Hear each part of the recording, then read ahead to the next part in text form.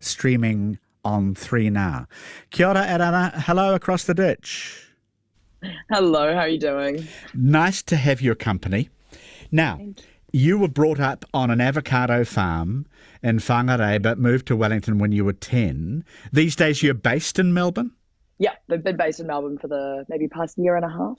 Where's home? I mean, you're well and truly lost, of course, in the wilds, but in real life.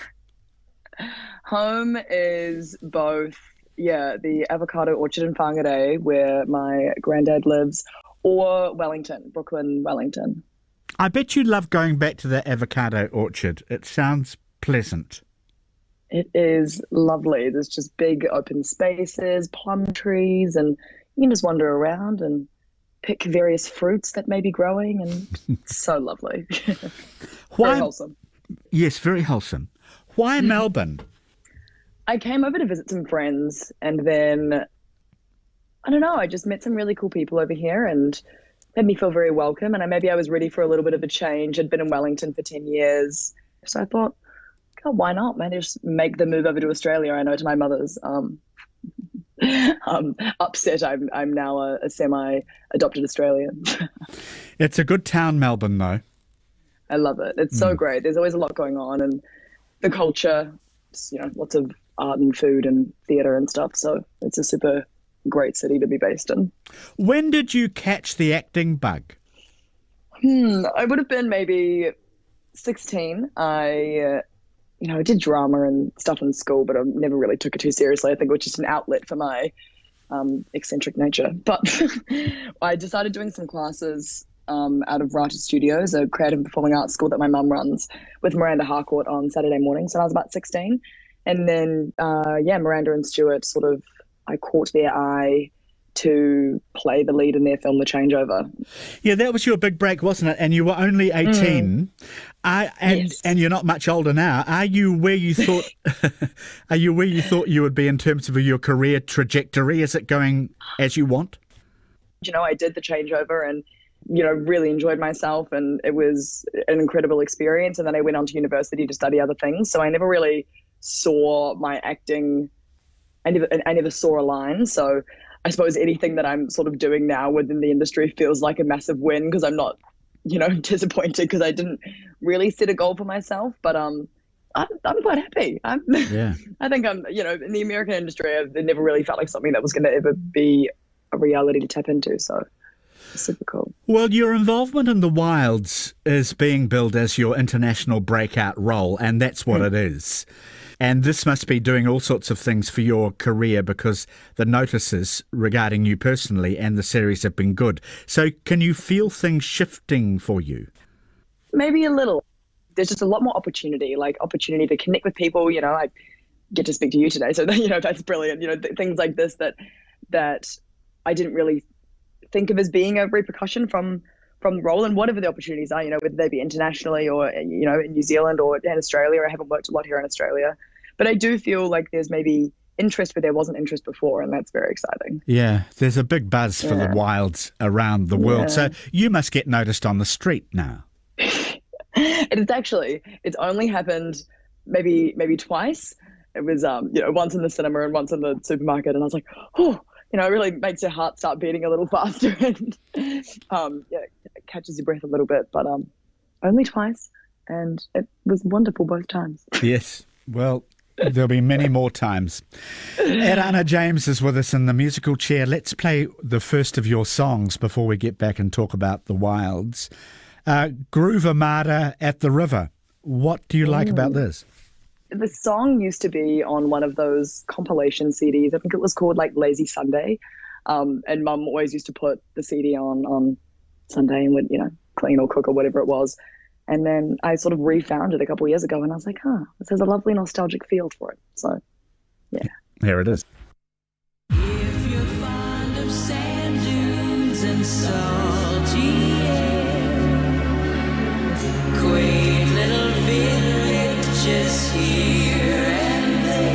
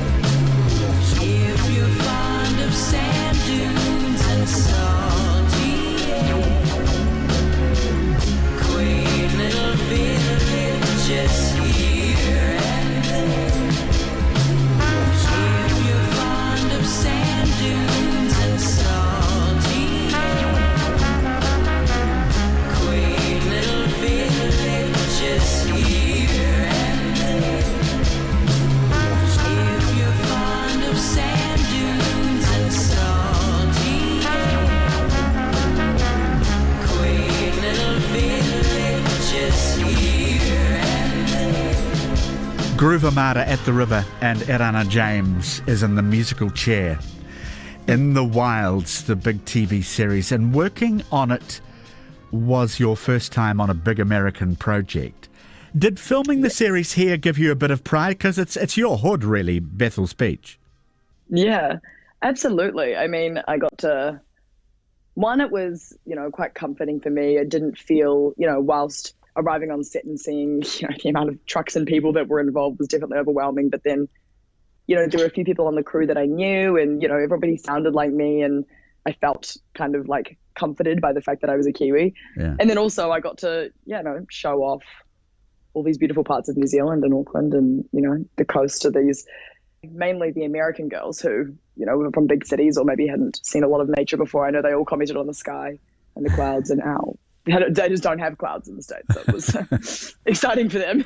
You play Tony Shalafo on the show, who, of course, is a fierce, strong-willed, feisty young woman who knows herself, isn't afraid to speak out. Or, as Variety magazine puts it, you're a basketball star with a bleak home life and a raging temper. Oh, wow. How do you get into a role like that?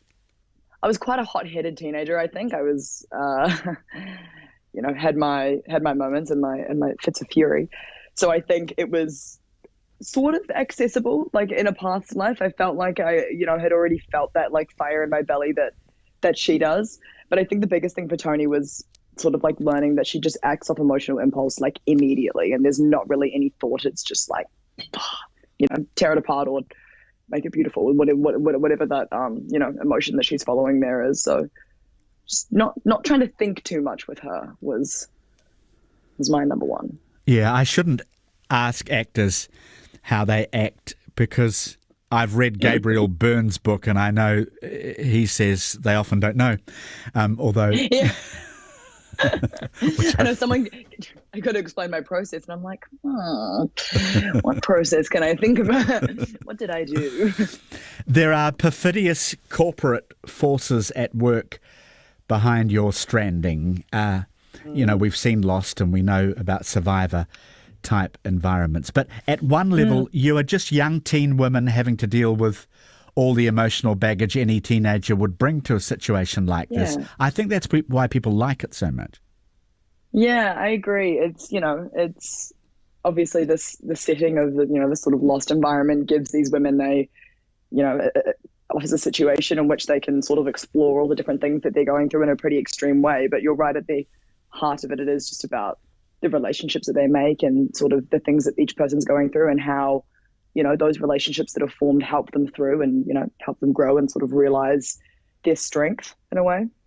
Well, the RogerEbert.com review site, he's a well-known reviewer. He goes further.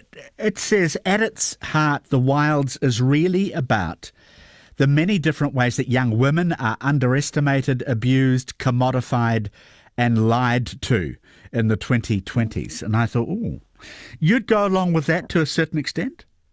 I think I would definitely agree with that.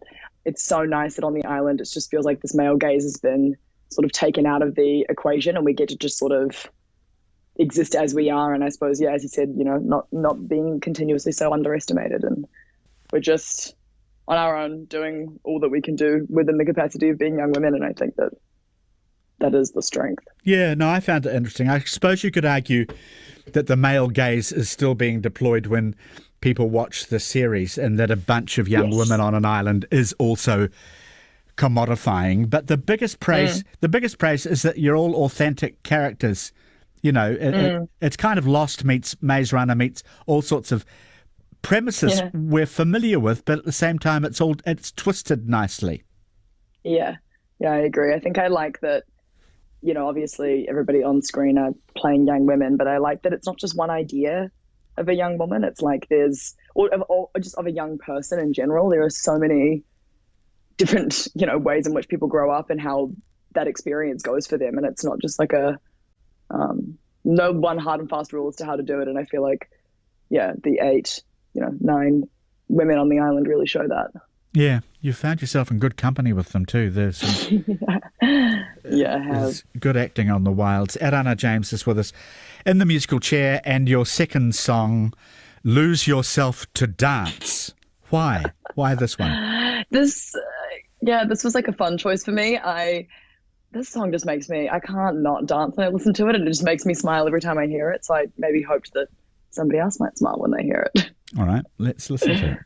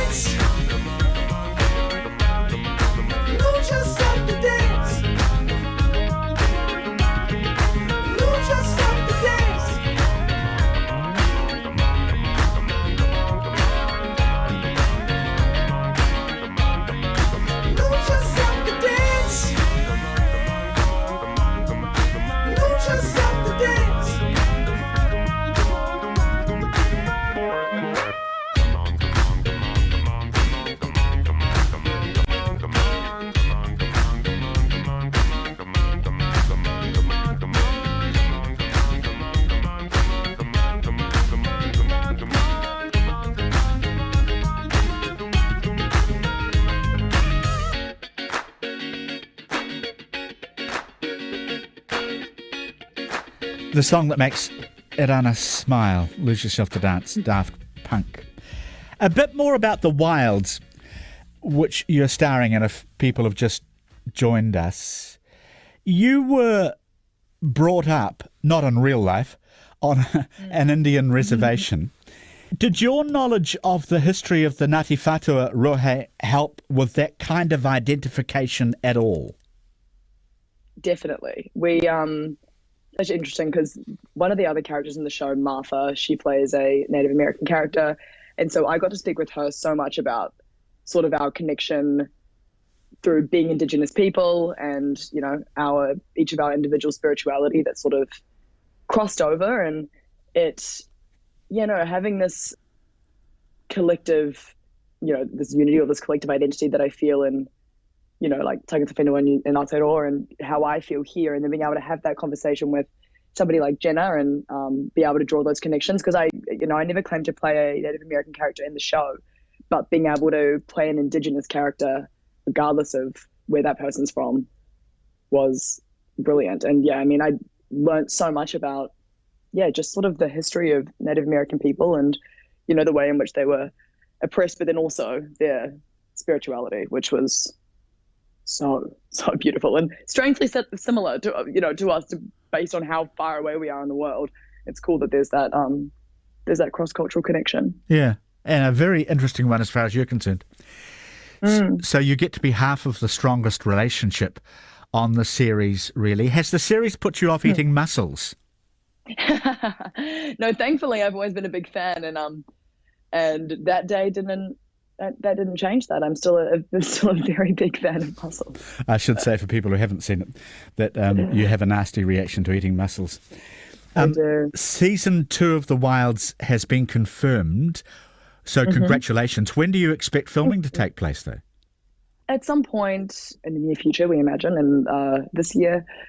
It's so exciting. I can't wait to get back and get some more scripts and see the journey. And I'm sure everyone keeps asking me, like, can you give me any spoilers? I'm like, I would if I could. I wouldn't, but but I wish I had the ability to. Yes, I suppose people who haven't seen it yet are thinking, what's the series about? But the young woman is stranded on a beach, basically, and we soon enough realise that it's not a simple stranding, that there's stuff going on that they don't realise, yeah? That's essentially it. Yeah. Yeah, exactly right. All right, so it's going to feature the same New Zealand locations, Morawai, Bethel's Beach, places like that? Potentially not. I know that with the COVID situation and with hotel quarantine and, how, the MIQ spaces get a little booked up, I'm not sure how it's going to work, but yeah, potentially. There are some lost boys, just as young women are stranded on a deserted beach. I noticed some lost boys lurking out there who I'm assuming we may meet in series 2. Yes. Yeah, there are is it the Twilight of Adam, I believe is what they've named that social experiment. Yeah, I don't know if as a character us girls will be interacting with the male island or how the situation might go. But yeah, I think there's going to be a little bit of a compare and contrast situation happening for season 2. Oh, I think at some point you may be interacting with the male island. Yeah. Now, the natural progression for you would see you in Los Angeles next, or somewhere in the US, I suppose. Can you see yourself making that move, COVID permitting? I'm not sure. I think the job means that you have to move around such a lot. So I would want my base to be somewhere where my soul feels full. And whether that, right now that's, all my homes, Melbourne, Wellington, and my orchard. I think my heart wants to be in the southern hemisphere. It's nice to be where your soul feels full. I don't think you have to be based in LA going to auditions every, second day anymore. Those days are probably, to an extent, a bit passé now, aren't they? I think so. And then also, with COVID, everyone's learned to do things a lot, very differently. So hopefully that'll just, that will continue.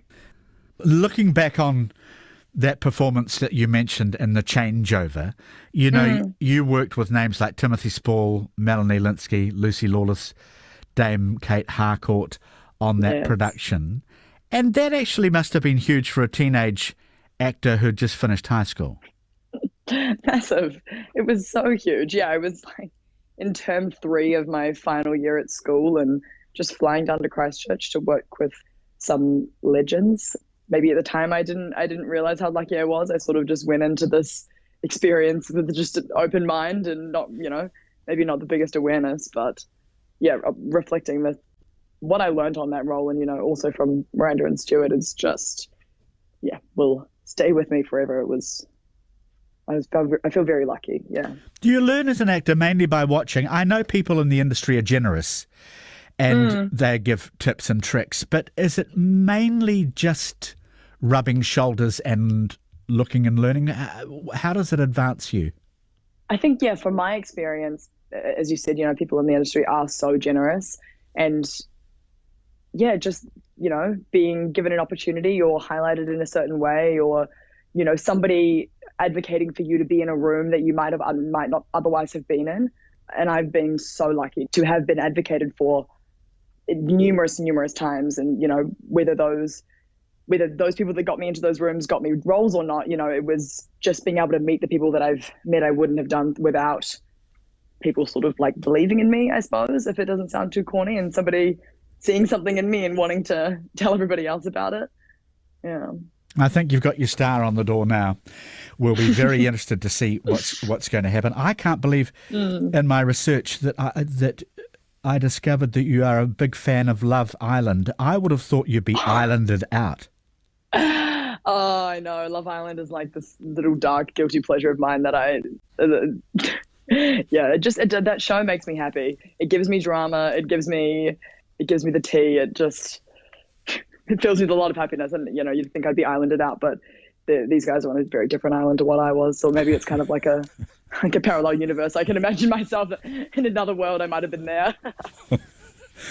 Erana James has been in the musical chair. Hey, thank you for joining us. Your last piece of music you've chosen is A Forest by The Cure. Now, this is going back. I know. Again, my mum and my dad, I must have been like 11. And I started listening to like the Smiths and, the Clash and the Cure and stuff. And I thought I was a pretty cool little rocker chick. And then again, rediscovered the song and the love for it a couple years ago. And yeah, I play it in the kitchen, and me and my dad will have a little dance while we're cooking dinner, and it makes me very happy. I'm pleased you've chosen. I haven't heard this for yonks. Yeah, it's brilliant. Nice to talk to you very much, and all the best for season 2 of The Wilds. Thanks for your time. Thank you, Jim. Lovely to chat with you.